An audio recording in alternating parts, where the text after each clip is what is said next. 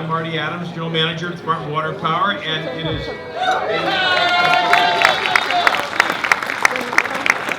That's $10 off your bill. Great. Okay. So it's a pleasure to have everyone here today, and I know from the way the evening began how much everyone has missed being together. The chance to be here, create a beautiful space out here at the downtown skyline, and really a chance to enjoy each other's company. I promise at the end of the festivities tonight, we have dessert and coffee in a lounge area, and you're welcome to. And then the live music will be back on. So welcome to stay and enjoy the rest of the evening along with the open bar. So that's always a good thing. So you may ask yourself, why are we here at the Department of Water and Power celebrating this event tonight, this 25th anniversary gala for the Council for Watershed Health, a quarter century of connecting the drops here in the Los Angeles region. So we're here because this is where the Council for Watershed Health started. Dorothy Green, then president of the Water and Power Board, along with others, formed the council 25 years ago to accomplish things that agencies that are represented in the council could not do by themselves. And when the council was formed, it was originally headquartered here at the department before they found their own offices. So it's only fitting that we're back here tonight to celebrate this quarter century of great success and great leadership in the watershed world. Before we begin the festivities tonight, I would like to recognize a number of special guests who we have with us. We have Senator Maria Elena Durazo.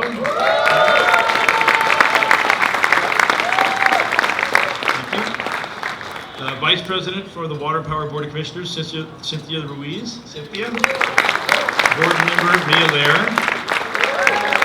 From the LA Board of Public Works, Commissioner Susanna Reyes.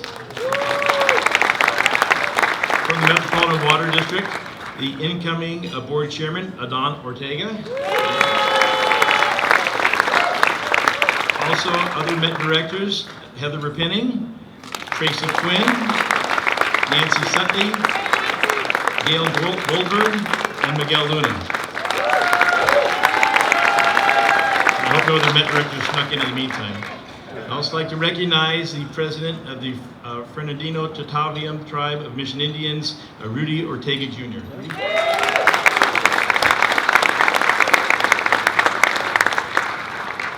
Rudy, along with other guests at Miguel's table, reminds me that the Council for Watershed Health has made it a practice at all of our events to recognize and acknowledge the first people of this ancestral and unceded territory of the Tongva, Chumash, Kizh, and Tataviam nations, who originally occupied the area that is now Greater Los Angeles. The Council honors their elders, both past and present, and their descendants, and we recognize that these tribes are still here, and we are committed as an organization to lifting up their stories, their culture, and their community. So thank you for joining us tonight. So at this time, I'd like to turn it over to the President for the Council for Watershed Health from the Metropolitan Water District of Southern California, Steve Arakawa.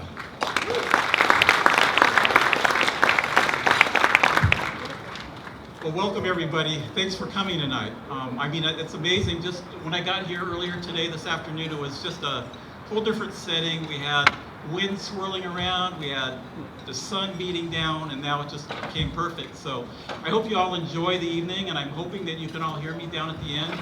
I know that, this is a long setup here. It's probably not ideal, but I tried to get Marty to allow us to put the event down there in the moat, but he said, no, I can't do that. But I want to welcome you to the Council for Watershed Health's 25th anniversary, and I want to thank you for being here tonight. And I want to thank all the sponsors who support us and helped make this event possible. So thank you very much to all of our sponsors. Although our 25-year anniversary would have normally been in 2021, given what we've all been going through these past 2.5 years, we're so grateful to get everyone together tonight at this wonderful setting. It's amazing. It was great to see everybody over around the corner and talk to everybody. I'm hoping that your traffic wasn't too bad. Los Angeles, it's expected, but Marty did his part to make sure the Dodgers were not playing.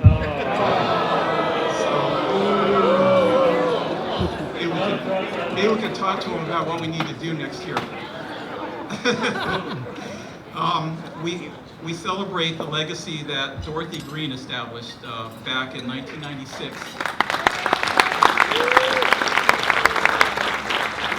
And you know, when a group of people got together because they wanted to change the course in how we dealt with our local watersheds, and you know, we continue to have a relationship with Josh Green. I don't think Josh was able to make it here tonight, but I wanted to acknowledge Josh Green and just the relationship that we have ongoing with Josh, Dorothy's son. This group was looking to change course by not being afraid to confront differences. They were looking to solve those differences through integrating ideas, projects, people, towards a vision for healthy watersheds. They forged a path to get public agencies to work with each other and also be inclusive in who was involved.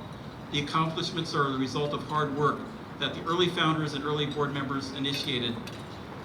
In addition, a couple of our staff were right along with them in the early days and years, and they really helped in making their mark to support the mission of the organization. And tonight we're going to be recognizing a couple of them later in the program.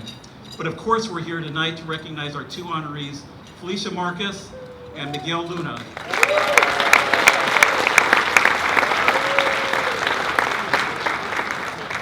Who have both contributed tremendously over the years. They've been really great for us in the Los Angeles area, but great for the state of California, and as we show the way for the rest of the nation. But we'll save the details for later on that. And again, thank you for being here tonight and supporting the Council for Watershed Health. Good things come from actions of individuals, whether those individuals are part of an organization or agency or an individual interested person or expert. One of our friends of the council and a very early pioneer in setting the path is Director Emeritus Michael Drennan. I'd like to bring Michael up on stage to help us recognize our early family. Michael, you've contributed so much over the years, you know, just immensely. We worked together on the board for so many years.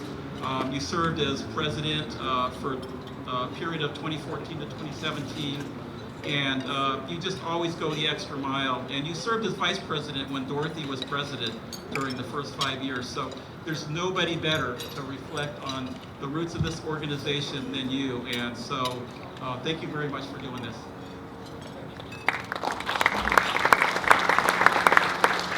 So for those of you that were around at the beginning, there wasn't a meeting that went by that I didn't read the mission statement, so I brought it tonight. No, keep going. So thank you, Steve. It was a privilege for me to serve on the board before you took over, and it's clear it's been in good hands with your leadership. Steve's an example of the kind of person that Dorothy attracted many years ago. Good listeners, people interested in finding solutions, open to hearing the ideas of others. It's been an honor to work with you. And it's so great to see so many people in real life. Really nice. Thank you all for coming. I see many people tonight that were in those early conversations leading up to the formation of the council 25 years ago. It sounds like a long time. It doesn't feel like a long time though. Andy Lipkiss, Sharon Green, Joe Edmonston, are you out there? Suzanne Dahlman, Melanie Winter, Mia Lair, and I see many others here tonight who joined in those early discussions to help move that vision forward. Whether it was in Dorothy's living room as an idea that got going, or right here in this building as DWP generously provided office space for Dorothy's organization in those early years. Thank you, Marty, and everyone here at DWP tonight. I also see many others who joined fairly quickly thereafter. Claire Robinson, Belinda Faustinos, Rebecca Dracy, Mike Antos, Brian Sheridan, Adele, I don't need to say his last name, Haj Khalil, Adi Lieberman, Edward Belden, and David Nahai. David, you were kind enough to let us have an event in your backyard, and it's already been 7 years ago, if you can believe that. So I've been asked to reflect for a few minutes on sort of the origins of the council, and you know, as I thought about it, sort of three main ideas came to mind, but above all was sort of this trust of bringing people together and working together. But it really started with listening, collaborating, and facilitating. You know, listening, you know, Dorothy started Heal the Bay in 1985, but it wasn't long after that she realized, you know, I need to think upstream and upriver in the watershed. And she started conversations really not long thereafter. Many of you may not be aware, but Don Smith kind of played a pivotal role in that. Don was engaged at the City of LA in the 80s, helping to improve the performance at Hyperion. And it was in that capacity that he met Dorothy and her organization. And he learned from her the importance of listening and also the force that she was to be reckoned with. She was very charming, but when she asked you to do something, you knew you couldn't say no. Her focus on an outcome and above all, her ability to bring people together to action was really an inspiration to Don. And he had many informal conversations in those early 90s, coffee chats with local leaders around the region. And Don couldn't be here tonight, but he sent us a heartfelt letter which acknowledged both Dorothy and Felicia for their roles that led us here tonight. So collaborating, you know, during those early conversations, the idea of a watershed conference took shape. In 1995, there was a conference called Making Watersheds Work that was held here in Los Angeles for the purpose of starting that collaborating process. It might even have been the first time that the word watershed was actually used in the title of a conference. And it was then during a breakout session in the afternoon of the conference where representatives of various water agencies and stakeholder groups described their objectives and acknowledged that many did not have a forum to regularly meet with each other. There was a recognition of the sort of single-purpose approach to problem solving that had brought a lot of these agencies into being, whether it's a flood control agency or a water supply agency. And there was a conversation that started about working together on the possibility of developing integrated multi-benefit solutions. The idea emerged of, you know, designing local stormwater capture projects that could potentially accomplish water supply, stormwater pollution control, pollutant reduction, and flood control all at the same time. And then out of that, there was this recognition of, you know, we really ought to get together on a regular basis and just look to see what we might accomplish. And it was really out of that breakout session that the Watershed Council was formed. And Felicia was a keynote speaker at that conference, and her presentation inspired many of us to enter that breakout session in a listening mode. And I'm going to tell a story that Felicia told, but she tells it much better, but you probably correct me how I got this wrong. But when you were serving in the role of EPA administrator in San Francisco for Region 9, she came to the conference and she shared a story about how she had previously been serving as the legal counsel for Heal the Bay in the late 80s when there were lawsuits against the city for Hyperion's performance. And Mayor Bradley then asked Felicia to serve on the Board of Public Works, overseeing Hyperion. And she found herself in the position of now having as her co-workers people that worked for an agency that she had just recently been suing. And she described how she took on being more open-minded because of that experience and invited all of us at the conference to consider not only the concept of ecosystem management, near the line, but of ecosystem management. And that story inspired me, and I think many others who walked into that room that in the breakout session to maybe listen a little better to what others were saying in that breakout session. So facilitating, the last one, really is the most important thing that stands out for me about those early days of the council. It really was the idea of a council. There was a clear recognition we didn't have an organization, but we didn't need another organization, but we needed a process for bringing organizations together to actually have conversations about how to educate each other, how to collaborate on solutions together and advance a vision for the watershed that wasn't possible alone. So the council served as that facilitator by scheduling monthly informational programs and discussions that were hosted for many years at LA County Public Works headquarters. Thanks at the beginning to the vision of Jim Noyes and Carl Bloom, and thank you Mark and Carolina and Keith, Lily, and others for your continued leadership in watershed management. The meeting room was always arranged with the chairs in a circle because we wanted all voices in the room to be considered equal.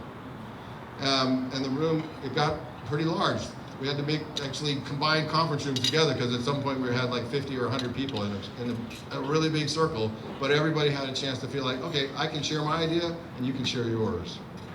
And the group began to recognize that in spite of many differences, which had traditionally created barriers, they agreed on much and could clearly articulate a common vision. And the vision statement was completed and was called Vision 2025. I kept a copy. And it's inspiring to see how far we've come. I truly believe everyone in this room is working hard to continue to make progress towards that vision. And I also see when I read the fine print that there's still much to be done. So if we're going to complete critical aspects of that vision by 2025, yikes, we better get started. So with that, I'd like to turn it over to Eileen to share a little of what's in store this evening and for the next 25 years. Eileen, we're very fortunate that you have stepped into this leadership role several years ago with intelligence and grace and dedication. Dorothy would be grateful for the steady hand and care that you are bringing to her vision. Thank you.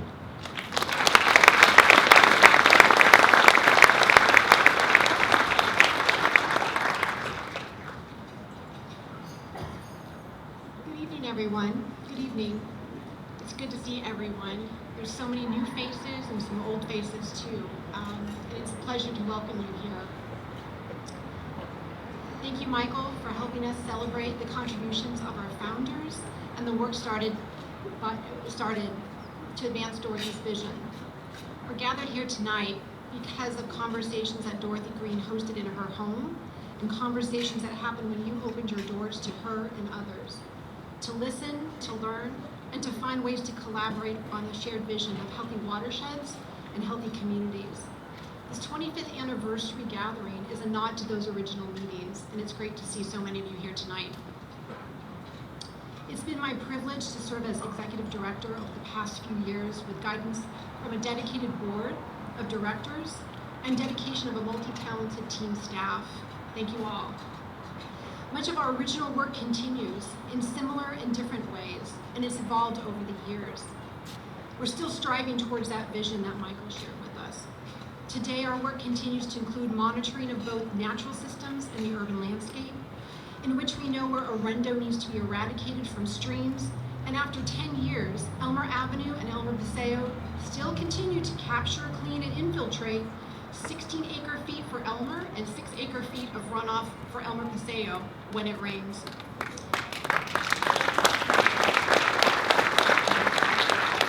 A lot of you had something to do with that. That's great to have you all here today to celebrate with us. We're also excited about the new work, and one is the Merced Avenue Greenway, taking those lessons learned from Elmer Avenue, and it too will become a model for us to follow and learn from.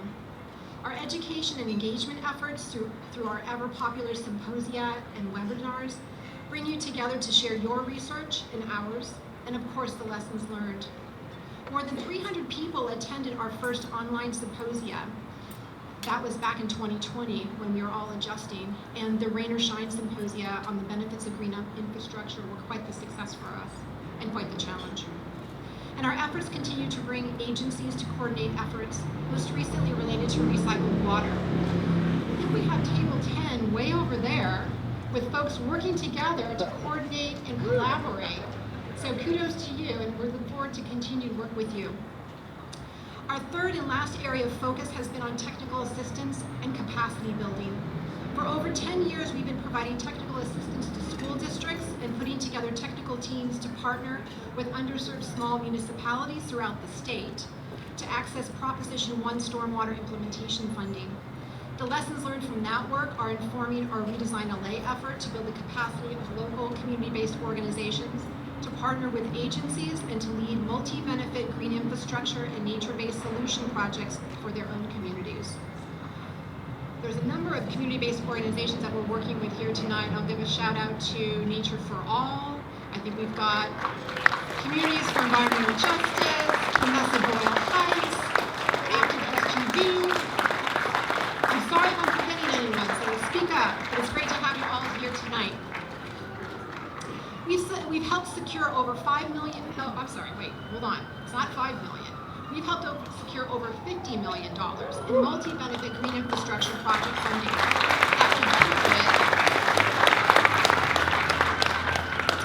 that will benefit underserved communities that are vulnerable in our changing climate. This is just a fraction of what our small and mighty team of 13 people are accomplishing. We don't do this work alone. Like any good council, the work is in a partnership and a collaboration, and it includes all of you. There is more work to be done, and in order for us to accomplish our work, we must speak to and engage all communities throughout our region. It's important that we see these challenges ahead both as opportunities and as a call to action for a more water-resilient future for all residents of our watershed, new and old, current and future. Dorothy's vision of healthy watersheds and communities brought us together tonight, and I hope you'll join me in supporting the work of the council as we move forward together. It will take courage to It will take courage to be open to new ideas, to renew our commitment to work together, to acknowledge and resolve the impacts of past decisions on those most vulnerable, to forge new partnerships to work together.